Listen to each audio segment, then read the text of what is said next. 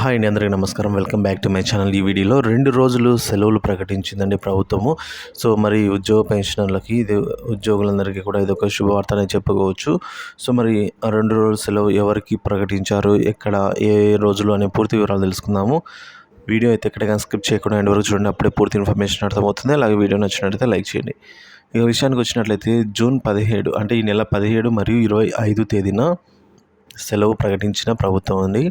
ఎక్కడంటే తెలంగాణ ప్రభుత్వం త్యాగానికి ప్రతీకగా జరుపుకునే బక్రీద్ పండుగకు ప్రభుత్వం సెలవు ఇచ్చింది. అయితే బక్రీద్ ఎప్పుడు జరుపుకుంటే అప్పుడు సెలవు ఇవ్వాలని ప్రభుత్వం భావిస్తోంది. 17న జరుపుకుంటే ఆ రోజు, లేదా 18న జరుపుకుంటే ఆ రోజు సెలవు ఇస్తారు. బక్రీద్తో పాటు జూన్ 25న వచ్చే ఈద్ ఏ గదీర్కు కూడా తెలంగాణ ప్రభుత్వం సెలవునైతే ప్రకటించిన సంగతి తెలిసిందే. సో మొత్తానికి 17 లేదా 18న మరియు 25వ తేదీన ఈ 2 రోజులైతే ప్రభుత్వం హాలిడేగా ప్రకటించింది.